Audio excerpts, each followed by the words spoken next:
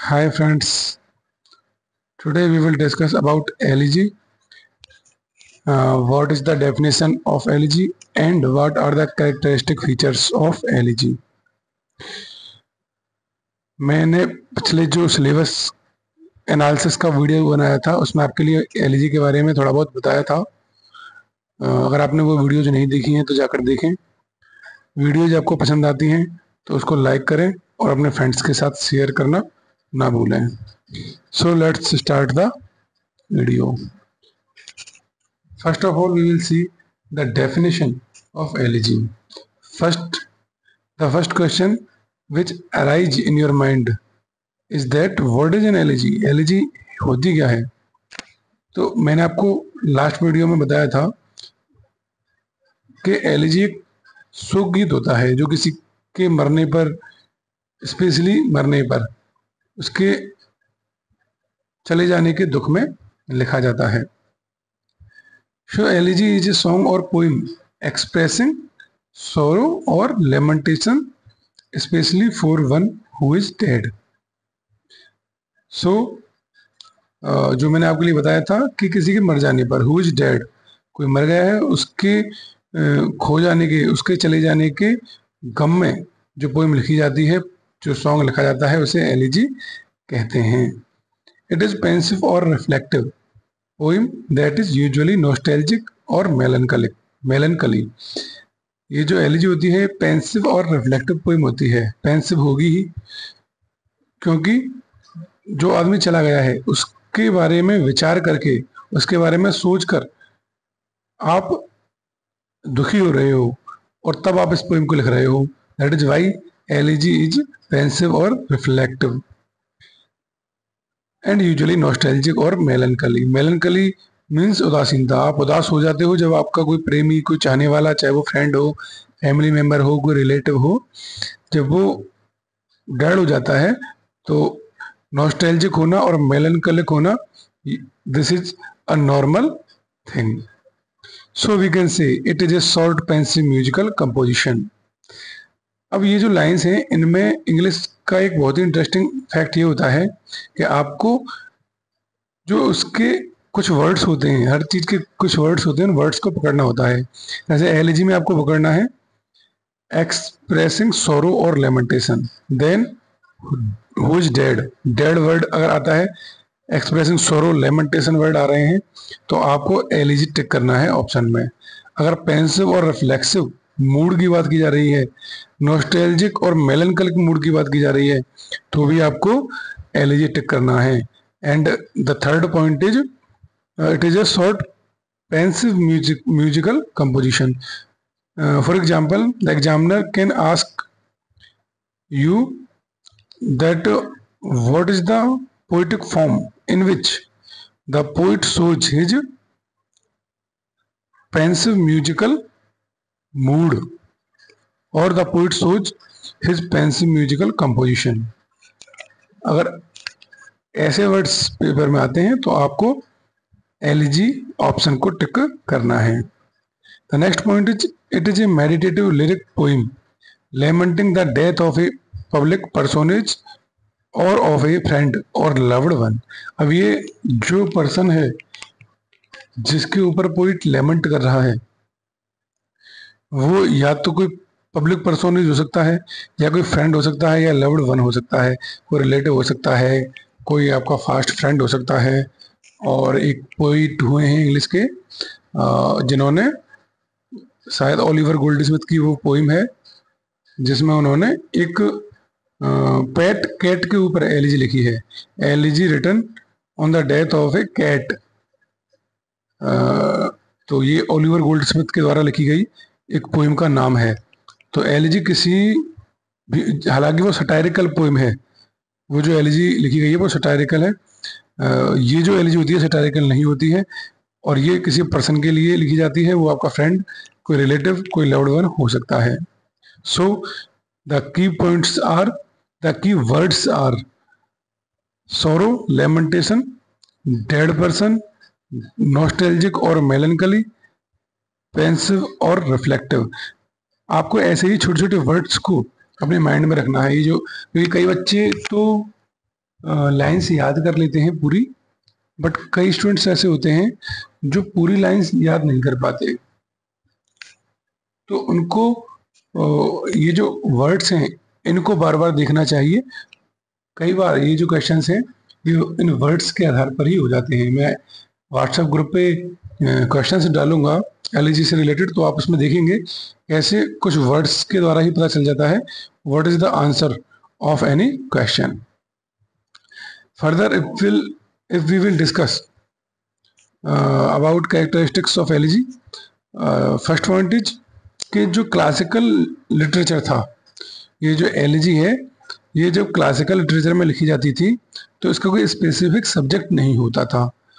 जैसे अब specific subject होता है कि किसी की डेथ पर लिखी गई पोइट्री जो पेंसिव और रिफ्लेक्टिव मूड में लिखी जाती है उसे हम एलईजी कहते हैं, बट क्लासिकल लिटरेचर में ऐसा नहीं था। जो क्लासिकल लिटरेचर में एलईजी थी उसका कोई स्पेसिफिक सब्जेक्ट नहीं होता था। फिर कैसे पता चलता था कि ये एलईजी है? It was simply any poem written in elegiac metre. एक एलेजिएक मीटर होता था एंशियंट लिटरेचर में, क्लासिकल लिटरेचर में, उसी के आधार पर ये माना जाता था कि ये एलईजी है। और ये एलेजिएक मीटर क्या है? नीचे देखिए, व्हाट इज एलेजिएक मीटर, ये क्वेश्चन माइंड में आना नेचुरल है। तो alternating lines of dactylic hexameter and pentameter. Alternating lines हैं, पहली लाइन डिक्टेलिक हेक्सामीटर में है, दूसरी पेंटामीटर में है, फिर अगली डिक्टेलिक हेक्सामीटर में आ जाएगी। तो ऐसे करके जो लाइंस लिखी जाती थी वो एलेजिएक मीटर कहलाता था। और एलेजिएक मीटर में जो पोइम लिखी जाती थी उसे एलईजी कहा जाता था। कब? क्लासिकल लिटरेचर में। हम मॉडर्न इंग्लिश लिटरेचर की बात नहीं कर रहे, मैं आपको एक डिफरेंस आपके माइंड में क्रिएट करना चाहता हूँ कि क्लासिकल लिटरेचर में एलईजी का जो फॉर्म था वो क्या था और मॉडर्न इंग्लिश लिटरेचर में एलईजी का फॉर्म क्या है। तो क्लासिकल इंग्लिश लिटरेचर में एलईजी का फॉर्म जो था वो उसके मीटर पे बेस्ड था। अगर कोई पोइम एलेजिएक मीटर में लिखी हुई है तभी हम उसे एलईजी कहते थे, और मॉडर्न इंग्लिश में हम उसके सब्जेक्ट के बेस पे ये डिफाइन करते हैं कि दिस पोएम इज एलईजी और नॉट। सो वी कैन, अब ये हेक्सामीटर, डिक्टेलिक हेक्सामीटर और पेंटामीटर क्या होता है ये मैंने आपको पहले ही बताया था कि मीटर जो हैं उनके बारे में हम अलग से बात करेंगे। जो जिसे हिंदी में छंद कहा जाता है उसे इंग्लिश में मीटर कहा जाता है।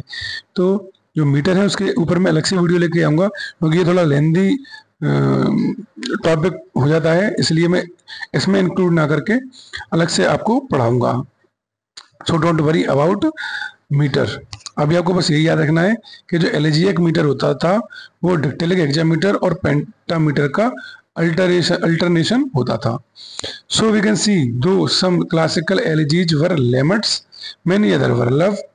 तो क्लासिकल जो लिटरेचर था उसमें एलिजी जो थी उसमें कई बार हमको लेमन्स देखने को मिलता था कि कोई विलाप कर रहा है किसी की मृत्यु पर, किसी के खो जाने पर, और कई बार ये देखना को मिलता था कि ये लव पोइम है।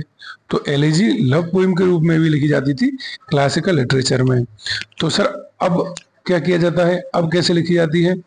तो मॉडर्न जो इंग्लिश लिटरेचर है उसमें एलेजी में लव पोइम्स नहीं आती, उसमें लेमेंटेशन आता है किसी डेड पर्सन के ऊपर। आगे देखते हैं। In English literature, it was 16th century when elegy had come to mean lamentation poem. English literature में 16th century में जो एलिजी है वो एक लेमेंटेशन पोइम के फॉर्म में आई थी। उससे पहले लेमेंटेशन पोइम पोइटिक फॉर्म के रूप में एलिजी नहीं थी। They are generally written in the first person, और ये जो एलिजी होती हैं ये जनरली फर्स्ट पर्सन में लिखी जाती हैं क्योंकि ये रिफ्लेक्टिव होती हैं, पेंसिव होती हैं। तो जो अब कोई भी पोइट है वो अपने रिफ्लेक्शंस को फर्स्ट पर्सन में ही एक्सप्रेस करता है। So elegies are written in the first person.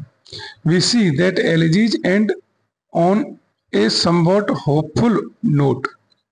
Elegy की जो स्टार्टिंग होती है वो एक सैड मूड के साथ होती है, एक मेलनकलिक मूड के साथ होती है, बट जब एलिजी का एंड होता है तो वो एक होपफुल नोट के साथ एलिजी का एंड होता है।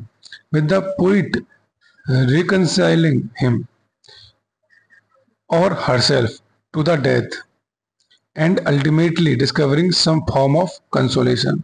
तो पोइट किसी भी वे से मैं एक एलिजी आपके लिए पढ़ाऊंगा, तो उसमें आप देखोगे कि किस तरीके से पोइट का मूड फ्लक्चुएट होता है। वो पहले एक पेंसिव मूड में, एक सैड मूड में, एक मेलनकलिक मूड में वीडियो को स्टार्ट करता है। फिर वो कुछ मिथोलॉजिकल फिगर्स को इंट्रोड्यूस करता है पोइट्री में। फिर वो विलाप करता है, लेमेंट करता है पोइम के मिडल में, और एंड में वो एक होपफुल मूड के साथ कि इस इंसिडेंट के पीछे कुछ ना कुछ अच्छा ही होगा। ये होपफुल मूड होता है कि ईश्वर ने अगर ऐसा किया है, मेरे मित्र को, मेरे लव्ड वन को अगर ईश्वर ने अपने पास बुलाया है, तो इसके पीछे कुछ ना कुछ अच्छा रीजन होगा। ऐसे होपफुल मूड के साथ पोइट एलिजी का एंड करता है। वही इस लाइन में लिखा हुआ है, we see that elegies end on a somewhat hopeful note, with the poet reconciling him or herself to the death and ultimately discovering some form of consolation। अंत में एक किसी न किसी रूप में खुद को सांत्वना पोइट दे लेता है। Now what is pastoral elegy? Pastoral elegy क्या है? पेस्टोरल एलिजी का एक काइंड है, एक प्रकार है जो बहुत इंपॉर्टेंट है। एग्जाम की व्यू से पेस्टोरल एलिजी बहुत इंपॉर्टेंट है। So you have to study it and you have to keep in mind what is pastoral elegy. Now see, elegies are defined by their subject matter and don't have to follow any specific form in terms of meter, rhyme and structure। ये बात मैं आपके लिए पहले बता चुका हूँ कि मॉडर्न जो इंग्लिश लिटरेचर की एलिजीज हैं वो सब्जेक्ट मैटर के बेस्ड पर डिफाइन की जाती हैं। उनको हम स्पेसिफिक फॉर्म जैसे कि मीटर के तौर पे या राइम के तौर पे या स्ट्रक्चर के तौर पे हम एलिजी को डिफाइन नहीं कर सकते। एलिजी को हम सब्जेक्ट मैटर के बेस पर डिफाइन करते हैं। अगर पोइट्री का सब्जेक्ट मैटर पेंसिव मूड में है, किसी की डेथ पर लिखी गई कोई पोइम है जो पोइट के मेलनकलिक मूड को, उसके रिफ्लेक्टिव और पेंसिव मूड को शो कर रही है, तभी वो पोइम एलिजी होती है। तो ये जो लाइन है ये बहुत इंपॉर्टेंट है, आपको माइंड में रखनी है। We often see that the deceased subject of the pastoral elegy is often a shepherd। अब pastoral elegy होती क्या है, मैं आपको पहले एक बेस बता देता हूँ कि जो pastoral elegy होती है उसमें किसी की मृत्यु हो जाने पर ही उसको लिखा जाता है। जैसे मैं एक एग्जाम्पल के थ्रू आपको समझाने की कोशिश करता हूँ कि मिल्टन ने जो पोइम लिखी थी लिसिडस मिल्टन की एक फेमस इंग्लिश लिटरेचर की मोस्ट फेमस जो पेस्टोरल एलिजी है वो है लिसिडस। आप गूगल कर सकते हैं, लिसिडस के बारे में आपको पता होना चाहिए। पेस्टोरल एलिजी का अगर एग्जाम्पल आता है तो आई एम 100% श्योर कि पेस्टोरल एलिजी में से अगर क्वेश्चन आता है तो लिसिडस का वो आपसे पूछ सकता है। आपको याद रखना है, लिसिडस एक मोस्ट फेमस पेस्टोरल एलिजी है किसी भी इंग्लिश राइटर द्वारा लिखी गई। तो लिसिडस में होता क्या है कि उस मिल्टन का, जॉन मिल्टन जो हमारे द लास्ट एलिजाबेथन पोइट कहे जाते हैं, द लास्ट एलिजाबेथन पोइट, ये सेकेंड ईयर 2018 में आया हुआ क्वेश्चन है कि किस पोइट को द लास्ट एलिजाबेथन पोइट कहा जाता है। तो आपको याद रखना है, जॉन मिल्टन को द लास्ट एलिजाबेथन पोइट कहा जाता है। तो जब जॉन मिल्टन का फ्रेंड द किंग एडवर्ड जो उनके साथ पढ़ता था, जब उसकी डेथ हुई तो उसकी डेथ पर जॉन मिल्टन ने एक पोइट्री लिखी, एक पोइम लिखी, एक पेस्टोरल एलिजी लिखी जिसका नाम था लिसिडस। तो उसमें उन्होंने अपना जो फ्रेंड था किंग एडवर्ड उसको एक शेफर्ड मान के उस पोइम को लिखा था। उन्होंने एक इमेजिनेशन कर ली कि जो मेरा फ्रेंड है किंग एडवर्ड वो एक शेफर्ड है, और खुद भी एक शेफर्ड बन गए। जिन स्टूडेंट्स को नहीं पता कि शेफर्ड क्या होता है, तो हिंदी में जैसे गडरिया कहते हैं, गडरिया को ही इंग्लिश में शेफर्ड कहते हैं जो भेड़ों को चराते हैं। तो अभी जो कंटेम्प्रेरी सोसाइटी है उसमें गडरिया को एक बहुत ही नीचे स्तर से देखा जाता है, बट जो हमारे इंग्लिश राइटर्स हैं, इंग्लिश पोइट्स हैं, उनकी दृष्टि में गडरिया का जो लाइफ होती थी, चाहे वो विलियम वर्ड्सवर्थ हो, चाहे वो मिल्टन हो, और भी कई राइटर्स हैं जो सेफर्ड्स की लाइफ को बहुत अच्छा मानते थे और उन्होंने उनके ऊपर लिखा है। तो मिल्टन ने खुद को और अपने फ्रेंड को सेफर्ड मान के तब उस पोइम का क्रिएशन किया था। तो ये जो पहली लाइन है ये इसी बात को आपको बताने का प्रयास कर रही है कि the deceased subject of the pastoral elegy is often A shepherd. जो डिसीज्ड सब्जेक्ट है, जो अपने एलिजी का पर्सन है, जो मरा है, उस मरे हुए पर्सन को सेफर्ड मान लिया जाता है। This tradition was began by the Roman poet Virgil. ये जो पेस्टोरल एलिजी की ट्रेडिशन है, इसको शुरू किसने किया था? तो रोमन पोइट हुए हैं वर्जिल, बहुत फेमस पोइट हैं। इन्होंने पेस्टोरल एलिजी की ट्रेडिशन को स्टार्ट किया था। Who was known for portraying himself and others as shepherds in his poems। Over जो थे, वर्जिल अपने पोइम्स में खुद को और दूसरों को शेफर्ड के रूप में पेश किया करते थे, प्रेजेंट किया करते थे। तो वर्जिल की उस ट्रेडिशन से ही पेस्टोरल एलिजी का ओरिजिनेशन हुआ है। सो इसमें जो आपको याद रखने वाले पॉइंट हैं, तो ये जो ट्रेडिशन है पेस्टोरल एलिजी की, इसको स्टार्ट किसने किया था? रोमन पोइट वर्जिल ने। जो पेस्टोरल एलिजी है, उसका जो डिसीज्ड सब्जेक्ट होता है वो मोस्टली क्या होता है? एक शेफर्ड। और जो अपनी एलिजी होती है, एलिजी में कोई भी स्पेसिफिक मीटर, राइम और स्ट्रक्चर नहीं होता, उसे सब्जेक्ट मैटर की बेस पर ही डिफाइन किया जाता है। Further we will see what other features are included in elegy, pastoral elegy। In English, pastoral elegies, the poet include classical mythological figures in the poem। Poem में ये जो pastoral elegies होती हैं, उनमें क्लासिकल मिथोलॉजिकल फिगर्स को represent किया जाता है, जैसे कि ज्यूज हैं और थॉर है। ये सब क्लासिकल मिथोलॉजिकल फिगर्स में आ जाते हैं।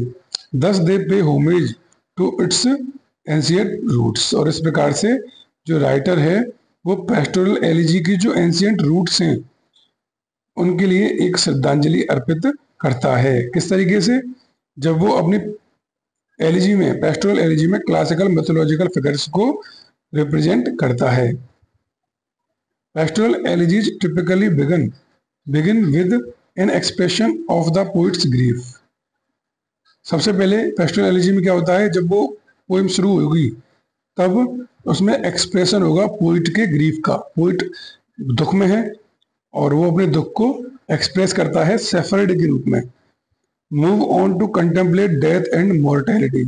फिर वो आगे बढ़ता है और वो कंटेम्पलेट करता है, वो चिंतन करता है डेथ एंड मॉर्टेलिटी का, कि मृत्यु और इस संसार की जो मॉर्टेलिटी है, जो मरने की जो मनुष्य की टेंडेंसी है, वो निश्चित है कि हर मनुष्य को मरना है।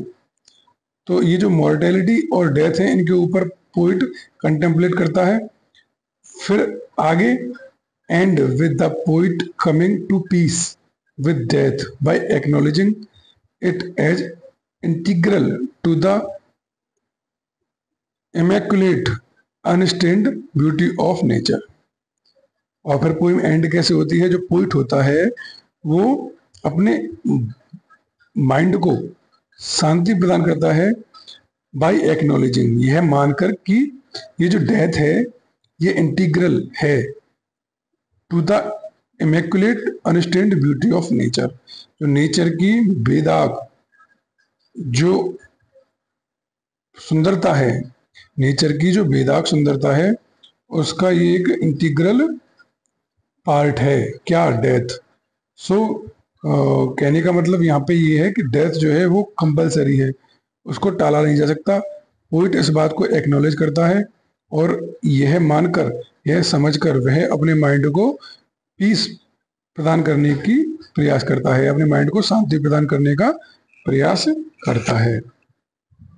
Now we will see which are the famous elegies and their writers. सबसे पहले जो फेमस एलिजी है वो है अल्फ्रेड लॉर्ड टेनिसन की इन मेमोरियम। इन मेमोरियम, ये जो AHH है, ये AHH है, ये ऑर्थर हेनरी हेलम का शॉर्ट रूप है। ये जो आर्थर हेनरी हेलम थे, ये अल्फ्रेड लॉर्ड टेनिसन के बेस्ट फ्रेंड थे, फास्ट फ्रेंड थे। तो जब इनकी डेथ हो गई उसके बाद अल्फ्रेड लॉर्ड टेनिसन ने एक पोएम लिखी इन मेमोरियम AHH। तो मैंने आपको पहले भी बताया था कि जो एलिजी होती है वो किसी फ्रेंड या बिलव्ड की याद में लिखी जाती है। तो यहाँ अल्फ्रेड लॉर्ड टेनिसन ने जो ये एलिजी लिखी थी वो एक फ्रेंड की याद में लिखी थी। अगली जो एलिजी फेमस है वो है वॉल्ट विटमैन की ओ कैप्टन माय कैप्टन। तो वॉल्ट विटमैन अमेरिकन राइटर थे। उन्होंने ओ कैप्टन माय कैप्टन जो एलिजी लिखी थी 1865 में। ये एलिजी जो उस समय के अमेरिका के प्रेसिडेंट थे उनकी डेथ पर वॉल्ट विटमैन ने वो कैप्टन माय कैप्टन एलिजी को लिखा था। Next elegy is WH Auden की in memory of WB Yeats. 1939 में WH ऑर्डन ने in memory of WB Yeats लिखी थी। तो ये WB यीट्स की डेथ के बाद उनकी याद में WH ऑर्डन ने इस पोएम को लिखा था।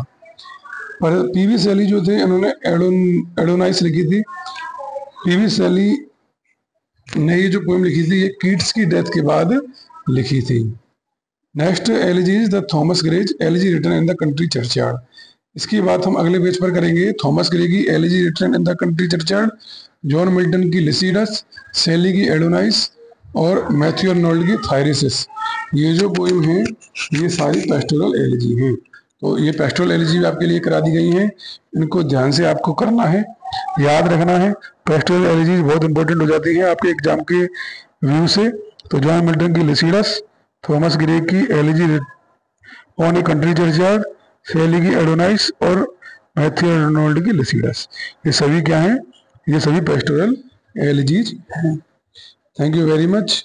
वीडियो को लाइक करें, शेयर करें और पढ़ते रहें, मस्त रहें।